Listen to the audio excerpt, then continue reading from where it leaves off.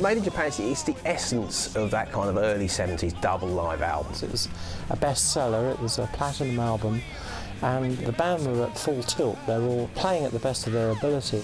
Beautifully recorded, beautifully played, beautifully performed.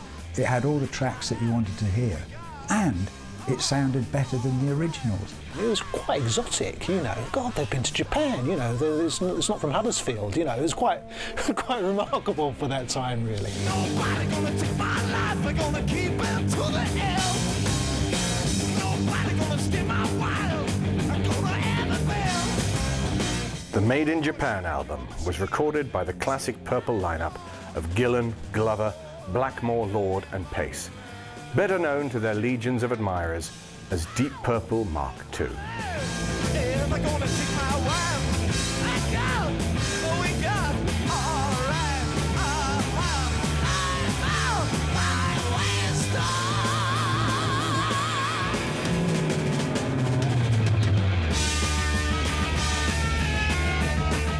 If all you wanted to do was go along and see basic 4.5-minute songs, you may as well go home, because the whole point of a Deep Purple Mark II show was the fantastic improvisation. They incorporated elements of Baroque, classical elements, sometimes little folky lines, jazzy lines, and the interplay between Lord and Blackmore, of course, is now legendary.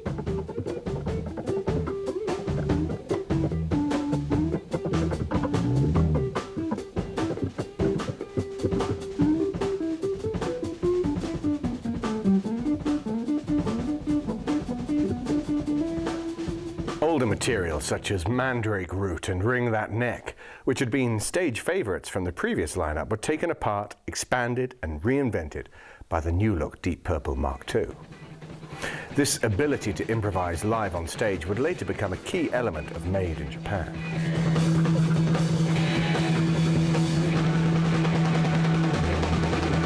On stage we have a lot of intense excitement.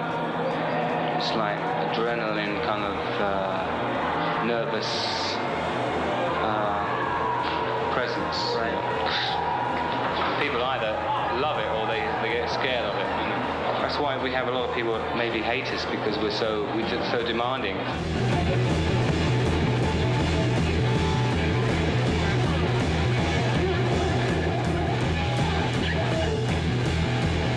The core of Purple, in the Mark II lineup of Purple, Ritchie Blackmore on guitar, Ian Pace on drums, and you've got John Lord on keyboards.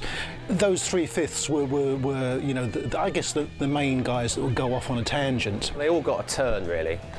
You know, there'd be a drum solo, John Lord would be allowed to cut loose on the keyboards, Blackmore would get his turn. The others would support the people that were improvising properly. They weren't like reading a book, you know, he's solo, I can't really be bothered. They were really playing for each other and feeding each other chords and rhythms and different ideas. And when one of the players went off to, you know, a place they'd never gone before, they went with them. Having seen them way back in 69, 70, they were doing some very long pieces on stage. It was a period when people talked about bands being a little self-indulgent and solos going on for too long, that sort of thing, which Cream had done in the mid-60s. But with Deep Purple, you always had a song, there was always a strong structure. So when there was improvising going on, when they did play full tilt for long concerts, and maybe one number would go on for 15 or 20 minutes. So, but there was always an arrangement to it. It wasn't just endless jamming. It was all about musicality. It was all about showing off who could play the best. And Purple were the experts at doing this. So I think they take a 3-minute pop song, spin it out into something else. I love to have that freedom, just going on stage and playing whatever I want to play at the time. I mean, I'll play the numbers which I'm supposed to play, but the in-between parts, when I'm feeling good, I'll be away and play something completely off the wall I've never ever played in my life. Ritchie Blackmore in particular, I think, was the leading improviser within Purple. Quite a volatile character, and I think it pleased him to go off, you know, somewhere else and hope that the other guys would follow. You know, he was kind of teasing them really, and almost encouraging them to make mistakes.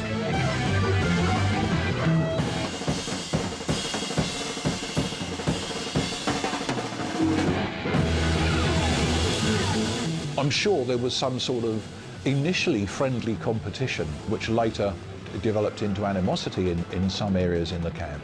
But I'm sure there was, and I'm sure they spurred one another on to even greater heights.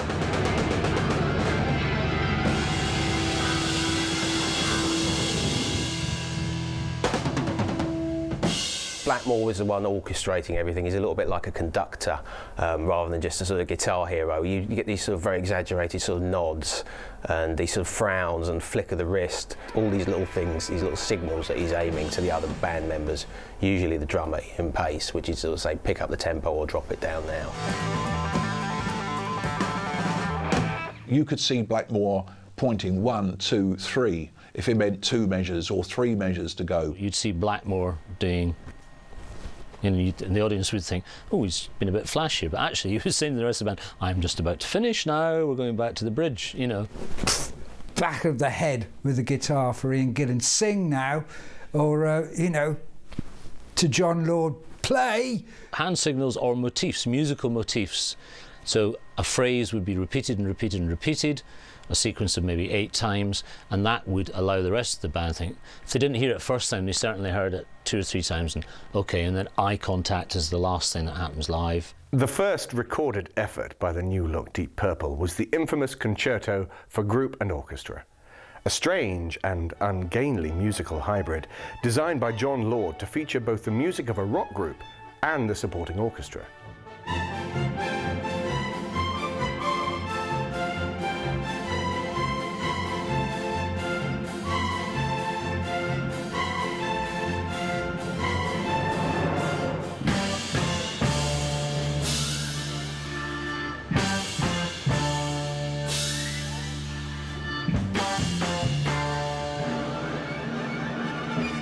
Not many rock musicians of that generation could really attempt something that difficult, scoring a concerto, and he had the ability to do that, and he worked with the Royal Philharmonic Orchestra and presented the show at the Royal Albert Hall, which was recorded live.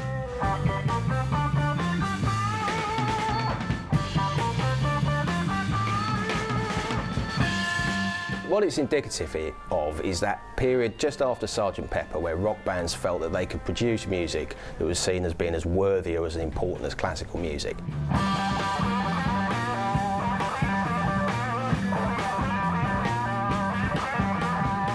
Although John Lord probably knew in his head what it should sound like, the twain shall never meet, in the sense that at that time most orchestras were full of musicians who, although they might, you know, when they're drunk, admit to liking pop music, never played it. The orchestra didn't take it that seriously, which rather upset John. He noticed later, when he saw a film footage of the concert, he saw a violin player rolling his eyes to heaven and obviously disapproving of the whole thing.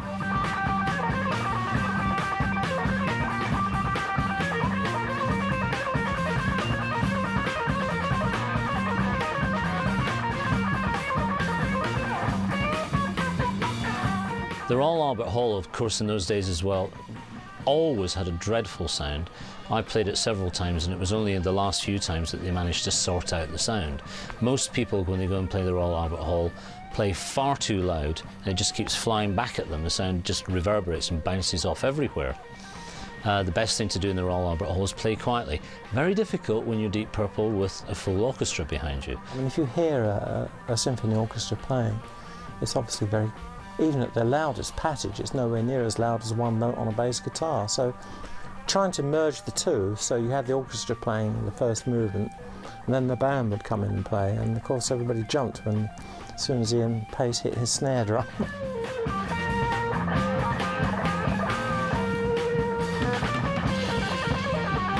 A lot of the things that the fans don't like about it is the extended orchestral sections, which if you break down and study, follow a lot of the musical lines and the motifs that Lord and Blackmore used later on. Very Wagnerian at times.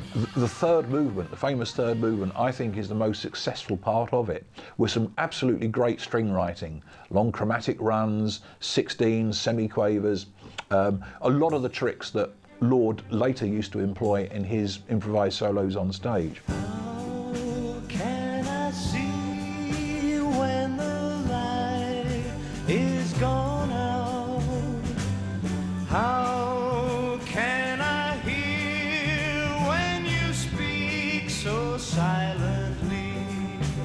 It must have been a very strange induction for Roger Glover, the bass player, and Ian Gillan, the singer, to come into the band and then be faced by this, you know, great bit of pompous classical stuff. Gillan particularly has been quite scornful of it since, because he acknowledged the fact that they didn't give themselves enough time to do it. So John Lord was up all night for about a week or so, supposedly writing this score, and then rushed it in because they had time booked with the orchestra to present it. It was sort of like a bridging gap between children and parents, I think, at the time, and which is a good thing.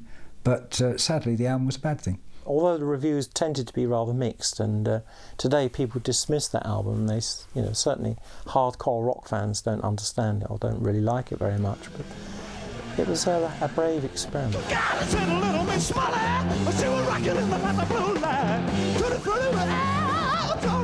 Rockin' to the east and west, hard-headed woman and a soft-hearted man. Cause the trouble since it all began.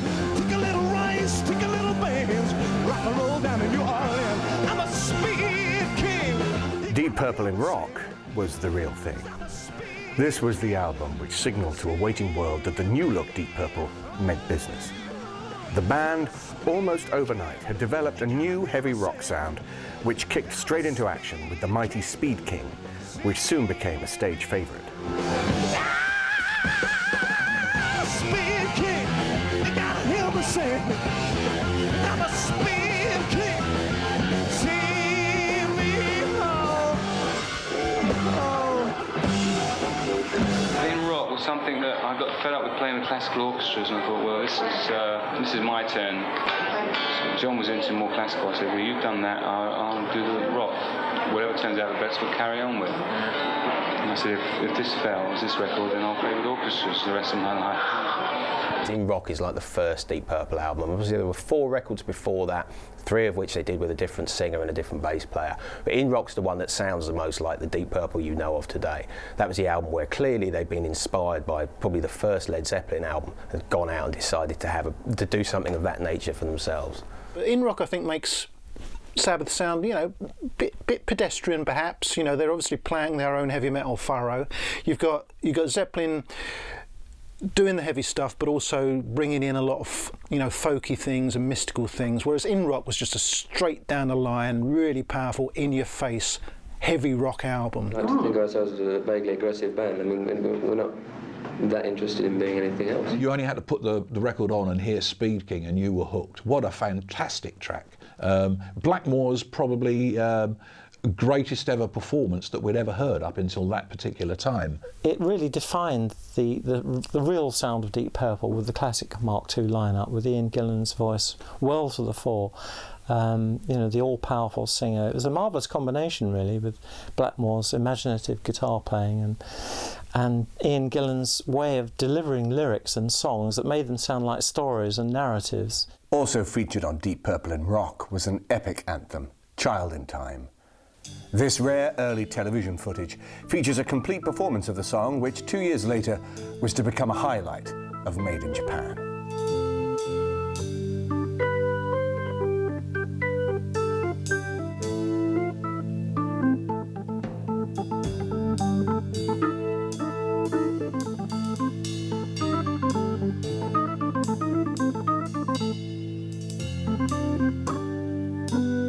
Purple had always had this magic ability to take tracks off their studio albums and do them live and make them sound almost better. And Child in Time is a perfect example of it. Child in Time was good, purely from the vocal point of view. It was very, very different. We've never been great lyricists, and we don't write sort of fantastic melodies and tunes, you know, except for Child in Time, which is quite a pretty tune. Sweet child in time, you'll see the line that's drawn between the good and the bad. if John Lord wanted to do an orchestral thing with concerto, I think actually he was probably better working on something like Child in Time, which was closer to rock, but gave them the chance to express all their ideas in a semi-orchestral way. So I think that's one of the strengths of this piece.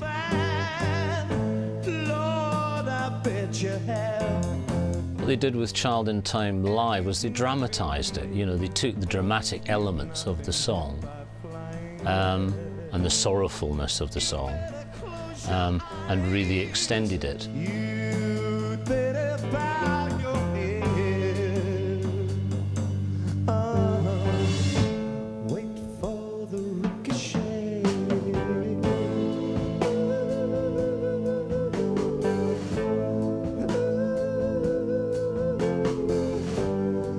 When I saw them live, it was before the album In Rock had come out, so that this was like a new song that was being tested, and it starts off with this, and I'm thinking, oh, here we go, you know, slow one, and then it just built up till your head exploded basically at the end of it, and it was like, oh, get it, I get it.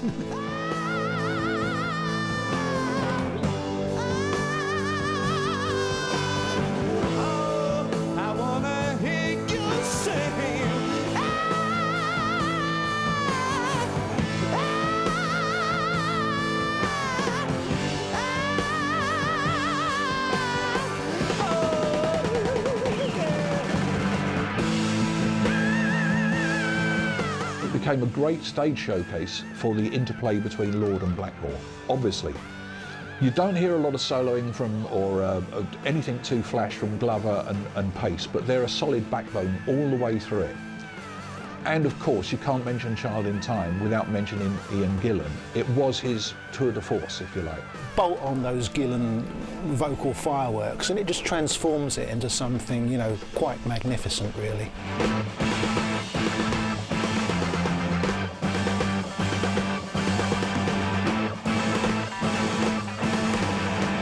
Things were certainly looking up for Deep Purple Mark II, but the issue now was to see if the band could keep up the momentum on vinyl.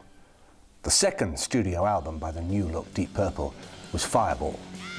The title track of the album produced a brilliant opener and single, but it failed to hold a place in the live set. The golden light above you, show me where you're from. The magic in your eye, which is all you gain upon. Stand up on your hill, be my pal around you. They wonder where you're from, oh yeah, they wonder where I found you. I don't think it was up to the quality of songs like the later stuff from Machine Head, Child in Time. It was obvious they would have to tour and promote some of the Fireball album. But Fireball, in spite of being a moderately successful UK single, I think they just went off it. You had kind of similar tracks in a sense, such as Strange Kind of Woman, Black Knight, Speed King, an early track, for example, from the Mark II lineup. So something had to give, I guess, basically.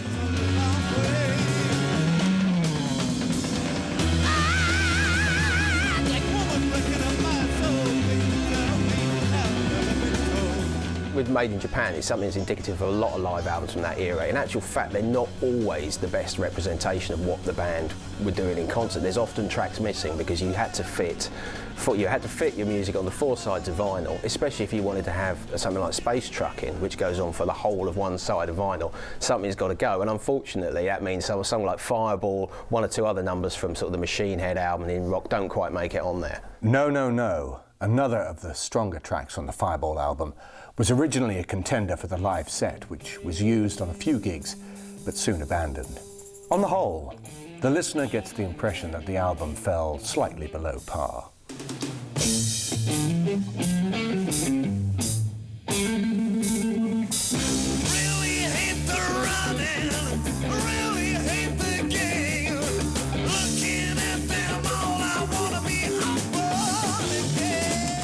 Fireball, that was a bit of a disaster because it was like thrown together in a studio.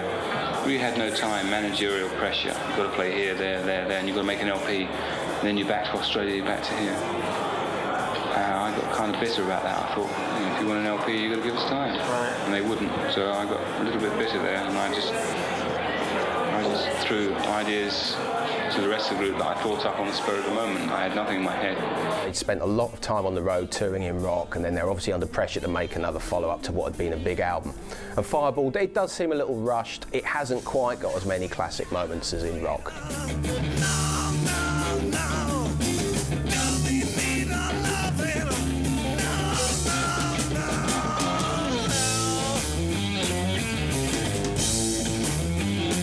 Fireball has more of a kind of spontaneity about it. It's an album that you can feel you're actually with them in the studio, listening to them laying down the tracks, so it's not seeking perfection quite so much. There's not quite so many memorable songs, and it seems to me that the band is sort of stretching out a little bit.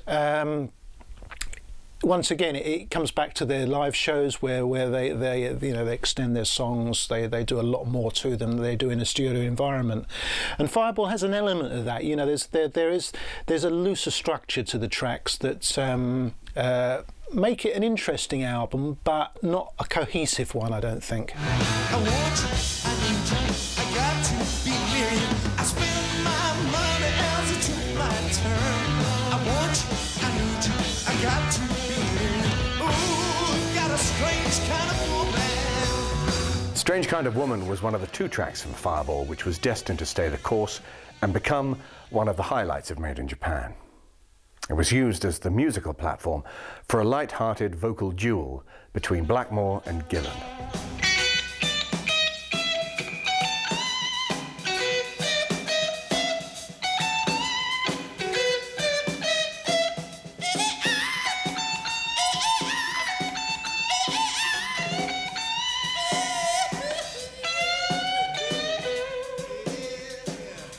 It was Blackmore and Gillan sort of riffing off each other, Blackmore playing a guitar figure, Gillan singing it back to him, and it goes on and on and on. It's indicative of what Purple did at the time. It'd be interesting to know if audiences these days would be as tolerant of something like that. But I guess in 1972, in Japan, they clearly loved it.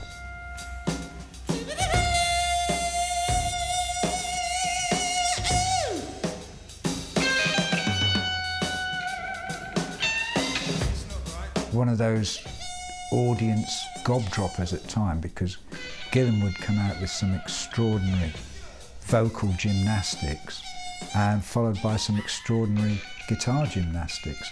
Once again, it shows off Gillan's huge range, the ability, and also the ability to be able to mimic what Ritchie Blackmore had just played before him. A battle to the death of vocals versus guitar.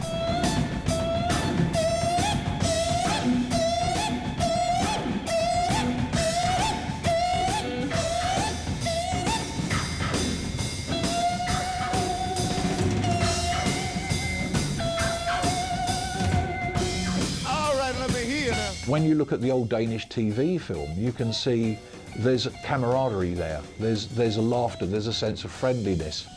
Unfortunately, much later on, you could, and I remember going to a particular gig with them, and you could see the animosity. You could see the animosity that was creeping in between Gillan and Blackmore. And it was almost that, like the interplay was getting nasty, that it was no longer a couple of mates having a laugh and goading one another along.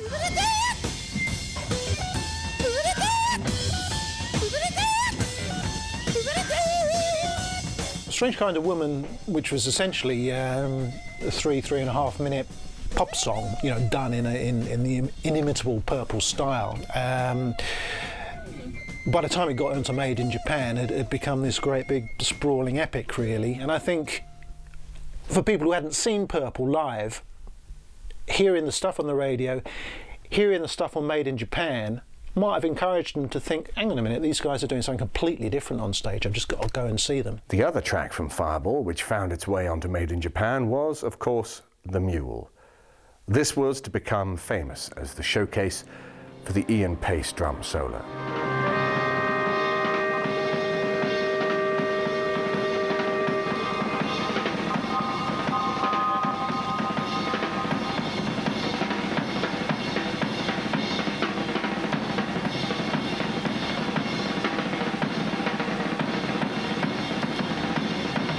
If you're going to name your top 10 Purple tracks, The Mule probably wouldn't be amongst them, but I think It's an interesting little workout for the band. It's somewhat experimental. It seems to, you know, just kind of develop and go on forever without any kind of focus to it.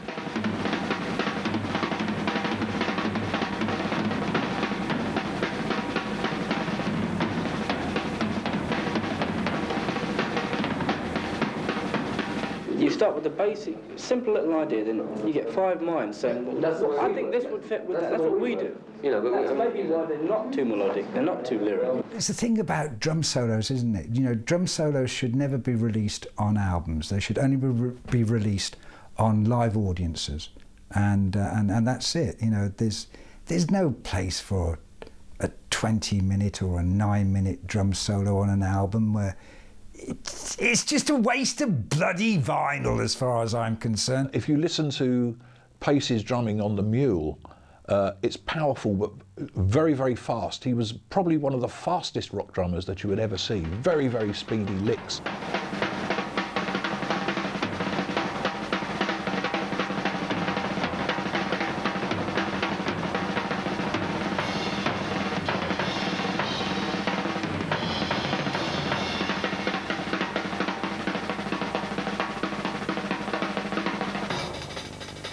It just shows his great musical ability as a drummer as well as his technical ability as a drummer. Although I have to say that, you know, from the first moment that Ian starts playing on virtually any of the tracks, you know, you'd have to be a bit stupid not to realise his ability. He wasn't just sort of playing over the top of what the band was doing, he was accenting it and phrasing with Richie Blackmore and with John Lord. So between all of them, they played like a jazz big band, I think, in many respects. He can hit the drums incredibly hard, be incredibly powerful, but he's also got this lightness of touch, and you really hear that on some of the tracks on Made in Japan, on things like Lazy, Space Truckin, where he backs right off the beat, and it's an unusual drum sound for such a heavy band. He's not just keeping the beat, you know, he's doing some very, very clever stuff. He's doing some very, very clever little fills and tricks in there that really, I think, elevate Purple above their peers, because it's one thing to have, you know, a powerful pounding rhythm section, and it's another thing to have one that's slightly more inventive than that and is doing things above and beyond the call of duty. Physically, it's quite demanding. The hardest thing is keeping the sweat out of my eyes, believe it or not. That's the hardest thing. It's fun, but it's not that difficult, other than if you're not feeling like 100%, it can get a bit tiring after half an hour. The next album produced by the Mark II lineup was the all-time classic Machine Head. This amazing album provided the raw material for 4 of the tracks on Made in Japan: Highway Star, Smoke on the Water, Lazy, Space Truckin. These 4 classics soon burrowed their way into the set and stayed there for the next 35 years. And that lineup had been together for quite some time by then, obviously touring the world, and it shows in the songs. You know, the compositions are stronger, the performances are quite dynamic. They actually managed to capture some of the excitement they had live in the studio. Machine Head, they gave us, because of the Fireball result, they said, all right, we'll give you 2 months off. Consequently, it was a great LP, I thought.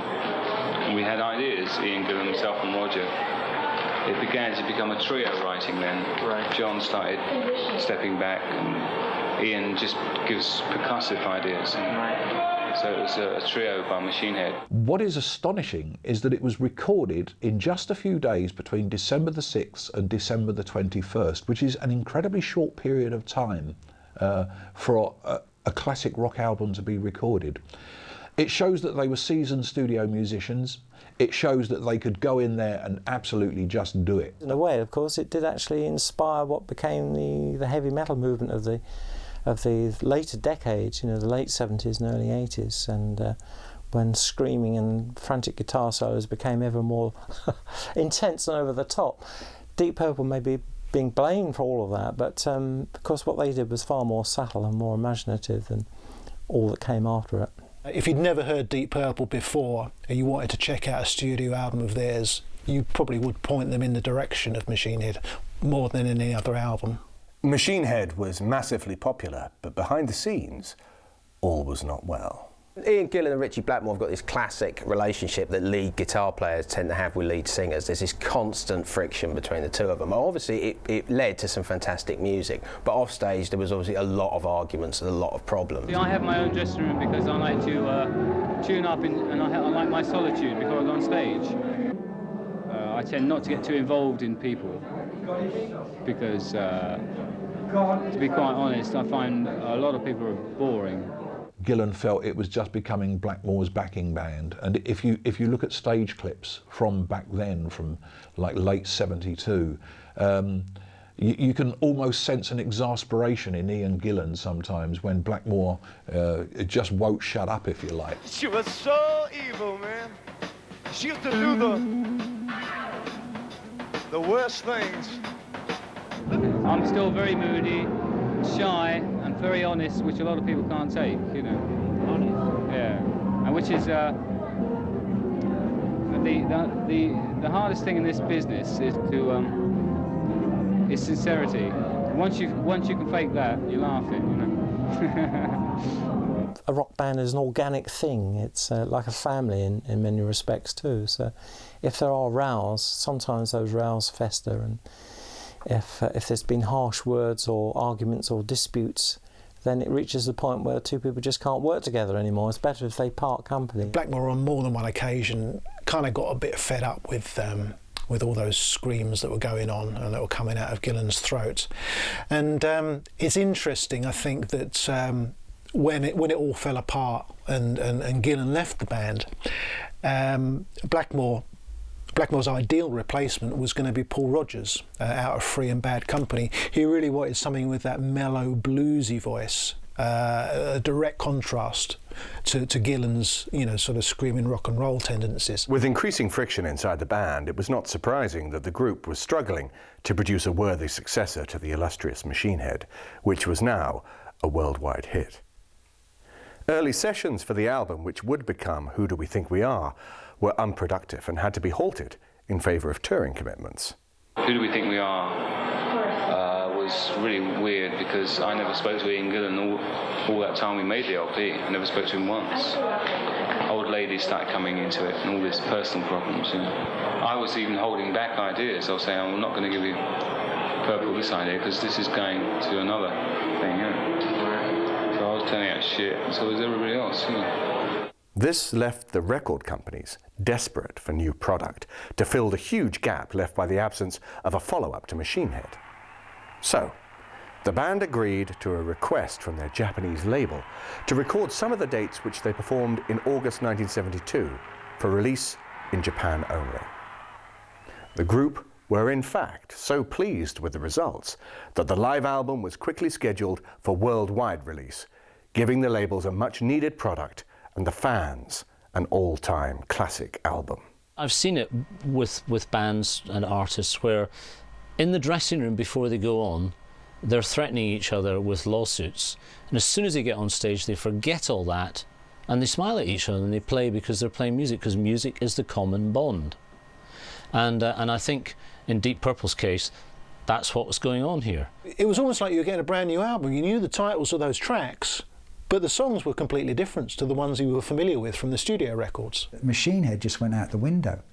You know, it had all the tracks that you wanted to hear on the Made in Japan, and it sounded better than the originals, which is an extraordinary thing to do with a live album. What you get with Made in Japan is warts and all, and there aren't a lot of warts on there. It's a fantastic performance. Arguably, Blackmore has never been better in his whole career. And the sound is just great. It's powerful, it's live, it's up front, and it's not tinkered with. When you're recording, you find that there's one engineer and a couple of T-boys around, and it doesn't really inspire you to turn out your best.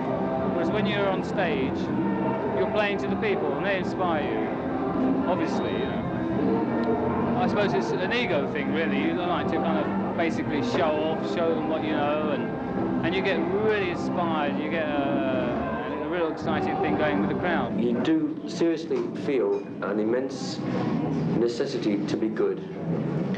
And it stems from the fact that you are being paid by a lot of people to do to excel and to excite them. Captured a moment, and thank God they did in a sense, because it all sort of dissipated after that. So it was really good to have them at their height. Even though it was a double album, the fact that the band allocated a large portion of the set to extended instrumental workouts meant there were only 7 tracks on the Made in Japan double album, but every one is a remarkable performance. This is real live recording with no overdubs or fixes. Unlike today's live albums, this really is how Deep Purple sounded on stage. Live albums were generally a bit of a hit and miss affair.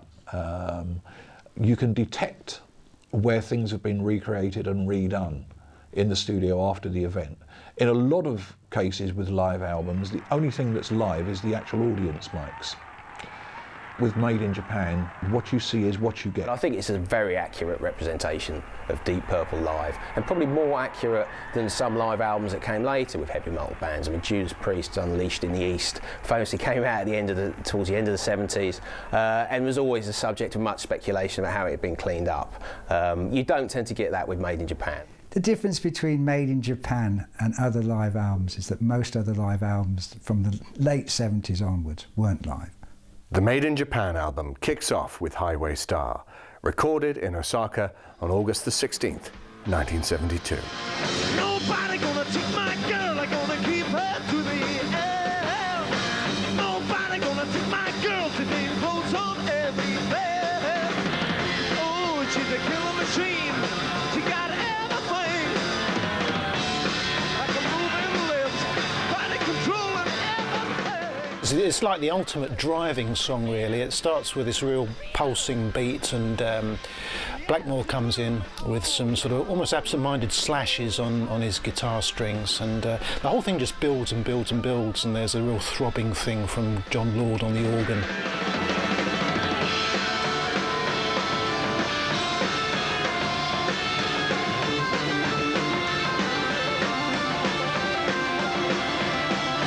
John Lord manages to sort of interweave all sorts of different bits and pieces of music into his little intros, and then it sort of develops into this sort of rock thing, you know, and he does that quite a lot. That's one of his techniques that he uses, and that works particularly well on Highway Star. It's one of those tracks that just relentlessly rocks on and on and on at a tremendous rate.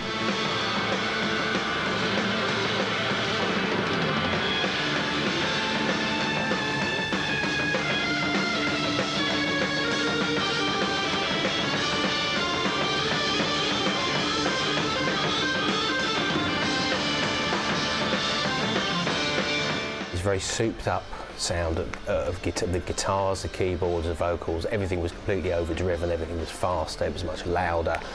You know, it was certainly a huge leap on from what Deep Purple were doing, say, 2 or 3 years earlier. Deep Purple over the years have tended to be rather dismissed almost in comparison to many other great groups from the 70s. I think their achievement is on a par with, say, certainly with Led Zeppelin in many respects, and alongside ELP and all the dramatic groups from the early 70s who were creating very original, exciting, dramatic music. And Highway Star, I think, really sums up the whole sound and essence of Deep Purple.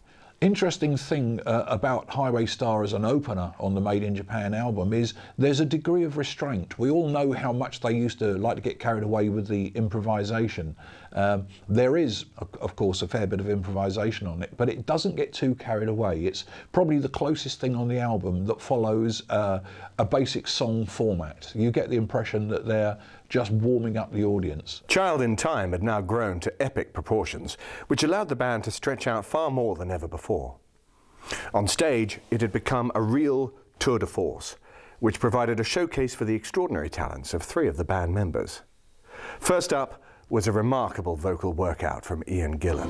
Sweet child in time, you'll see the line, a line that's drawn between the good and the bad. See the blind man, he's shooting at the world, the bullets flying, oh, they're very much a showcase for Gillan. It's his opportunity to be fair, to do what he did do very well, which is be sometimes incredibly restrained, incredibly subtle, very gentle vocalist at times, and also gave him the opportunity to completely take the roof off the building and do probably untold damage to his vocal cords.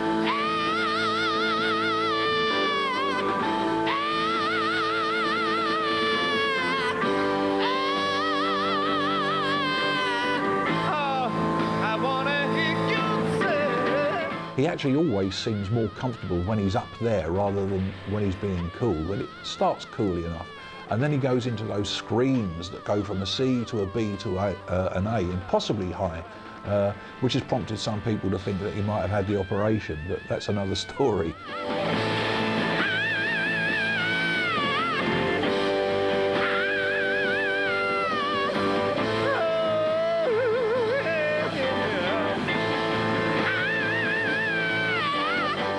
If you listen to Ian singing now, you tend to think of other people that he's influenced over the years. For example, Bruce Dickinson of Iron Maiden. I'm sure that Bruce took a lot from listening to Gillan's version of Child in Time, which is, you know, stretches the talents of most singers, any singer really, because it moves through lots of different moods. It amazes me really that you know, they don't just wheel him on for Child in Time, then wheel him off again as he's completely exhausted and bring on another vocalist. Live, it just gave them an opportunity to show all their virtuoso skills at their best, and, you know, really go for it, and probably goad each other on a little bit, and, you know, come on, come on. After a quick time change and the pace of the song lifts, John Lord comes to the fore with a trademark organ solo.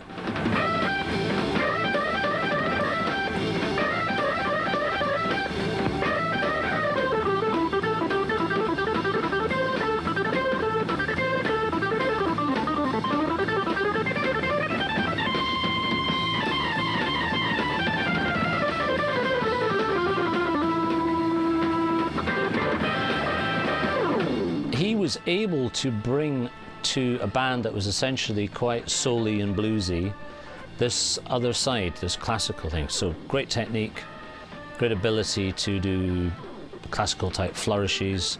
You know, so you'd have Roger and Ian, you know, and he would do you know, like a Bach piece of music.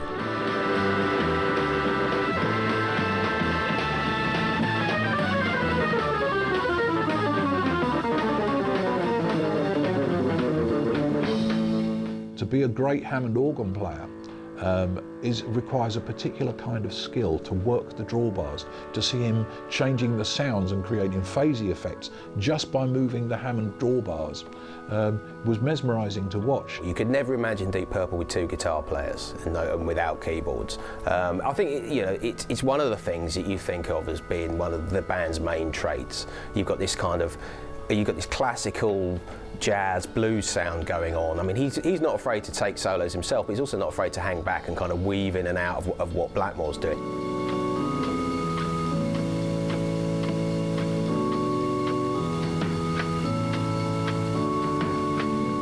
His playing on Child in Time from Made in Japan, it remains for me his finest moment. Just great improvisation.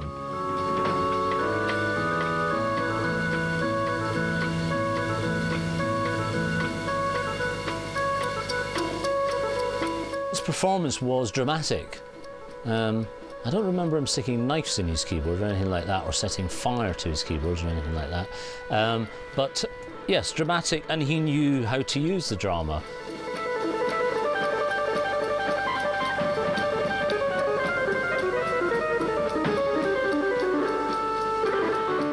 Child in Time reaches a crescendo as Ritchie Blackmore cuts in with the solo which has been used to launch some of the finest playing of his career.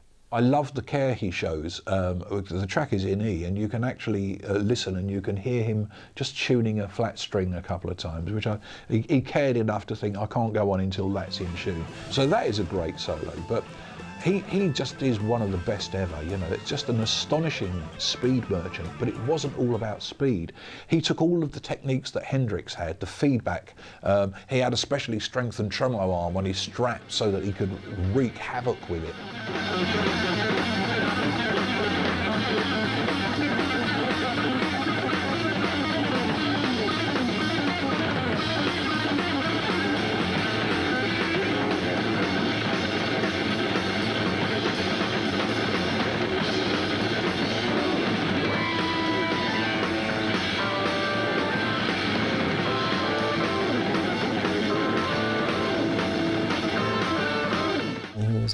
brilliant guitar player and very innovative as well, introducing all kinds of special effects during his solos. You only have to listen to any Deep Purple performance and you hear the whole range of what Ritchie could offer. He knew all the scales, he knew all the chromatic runs, he knew all the whole tone scales, everything you care to name, and he ran the whole gamut in a typical Blackmore solo. You could see all of his influences come through. So if you listen, especially live, especially on you know, Made in Japan, you'll change the pickup tone. So he'll play a phrase, you know, with the back pickup, which is called the bridge pickup, you know.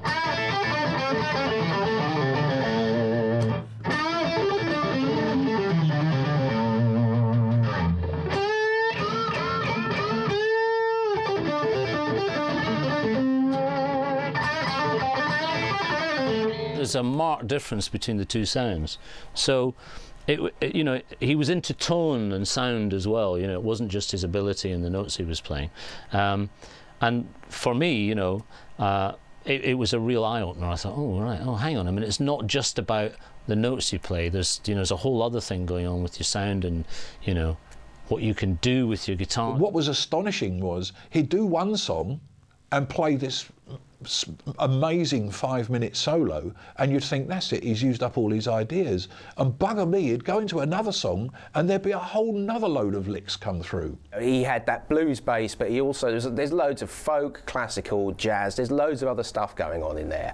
And it made him different. He's distinctive. He's not, you're never going to confuse him with Jimmy Page from Led Zeppelin or Black Sabbath's Tony Iommi. Blackmore's got his own thing. He's very aloof as a performer on stage as well, which meant obviously he had his critics, he had his detractors, but that's kind of part of what he does. Deep Purple was his baby, really. It gave him the opportunity to develop as a soloist and arranger and songwriter and riff master extraordinaire. I mean, he is the man who created Smoke on the Water.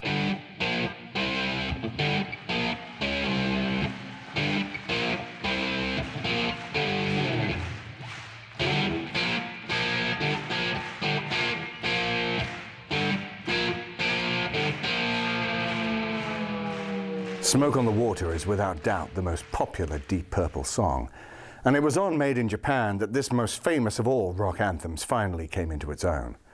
The chord pattern is simple, the lyrics an uncomplicated narrative, but somehow Smoke on the Water has that magic ingredient which makes for a truly great song.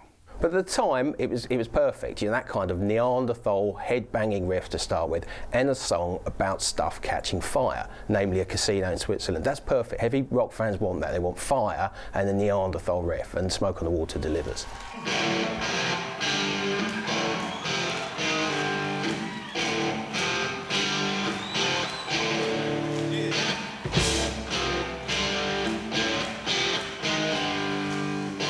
Ritchie Blackmore uses a pattern of fourths. So bam, bam, bam, bam, bam, bam is done with fourths. So he's got, you know, the first two sets of notes, he's got a G string and a D string played together, which is a fourth apart musically. And then it goes to a B flat and an F together, which is a fourth apart. It sort of sounds like two instruments playing together, and that's one of the reasons for it. That's why the riff to Smoke on the Water sounds quite so big, you know, and anthemic. You know, we all came out to Montreal, Geneva shoreline, to make records with a mobile. You know, we didn't have much time.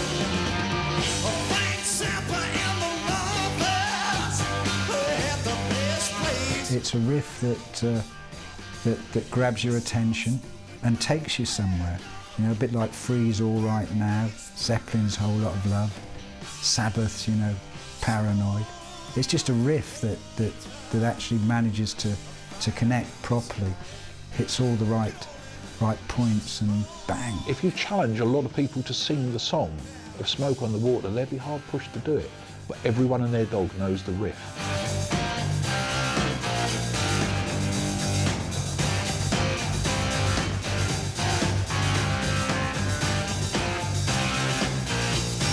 I have heard it played by a dodgy band in a dodgy pub, and it still sounds pretty good. Because as a piece of music, it's very good.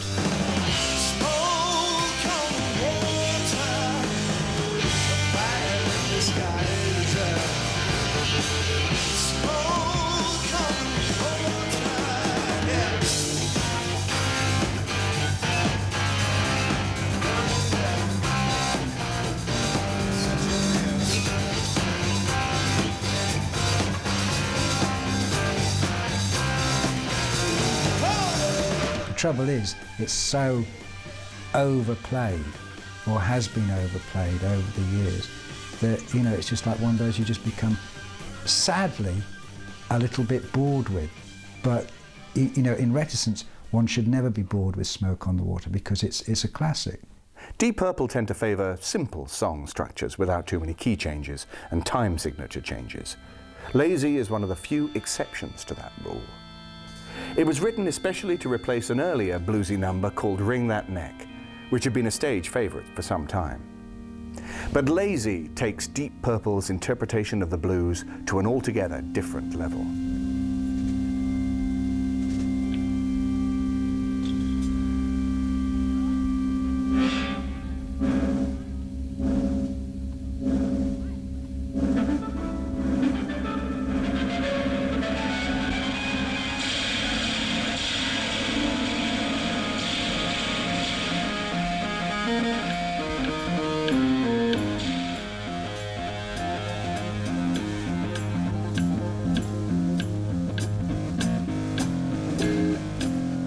Lazy starts with a sort of angelic church-type organ thing, and then somehow, you know, changes chameleon-like into a blues. Quite how they make it work, I'll never know, you know, but they seem to. And then it goes into a sort of John Mayall blues territory for a while. Even the studio version of Lazy was quite quite loose and quite. You could see that the Purple could easily use that as a launching point for something much more extended and free form, if you like. You're lazy, you're staying there. You're lazy, stay in bed. It's a bit like, you know, let's chuck it all in, you know, we can do this, let's throw it into the track and see if it works. It's not really a song. I think there's a harmonica solo in it as well, if I remember correctly. So, you know, it really is kitchen sink job, but it works because there's such great players.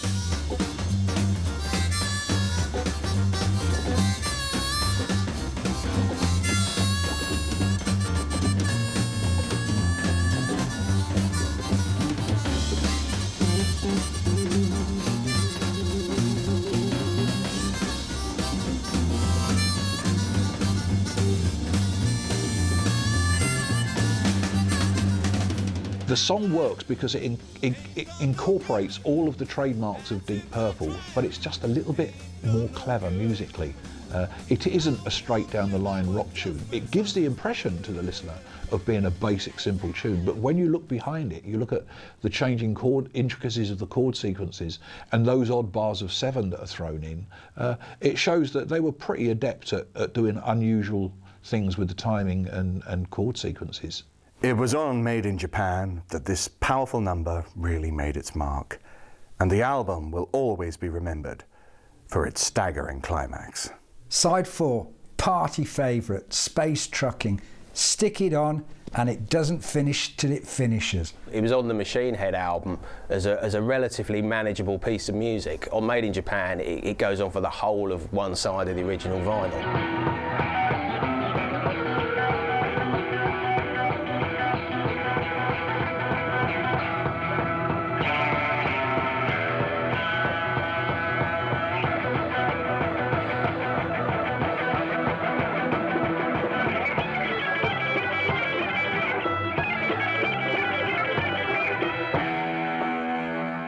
It obviously shows that there were some powerful and great egos in the band, and great brains as well. But obviously they had to show off, and It was the early 70s. You could get away with that. The first 2 or 3 minutes are fantastic. In fact, I would say the first 3 or 4 minutes are great. Then it starts improvising, then the improvisation starts, and at that point, in this day and age, you'd then be wandering out, maybe to the toilet, maybe to the bar. 1972, though, you stayed in your seat and you saw it through to the bitter end.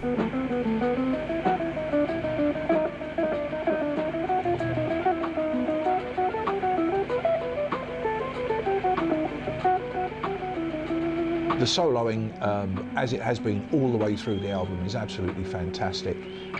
John Lord has some nice little moments where he's been known to incorporate bits of sabre dance, bits of Jupiter from the Planets, again showing all his diverse background. The Blackmore soloing is making the notes, but I think that adds to the desperation of the pace of the thing.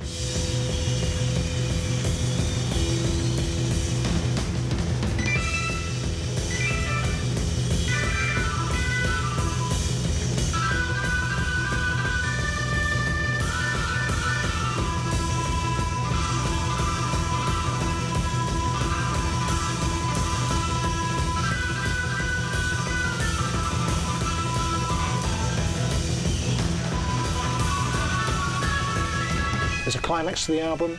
You can't really go wrong, you really can't. It's an unbelievable closer to the show. How can they still have that much energy after giving the fans so much?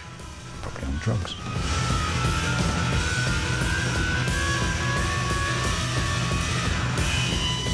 The album really sort of underlined how important rock music was in the 70s.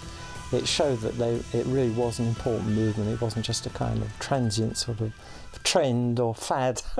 This was music that would be lasting, and the album is still very hugely popular and is regarded as a kind of a classic album from not just the 70s, but from the whole kind of rock canon of music. It's an album very much of its era.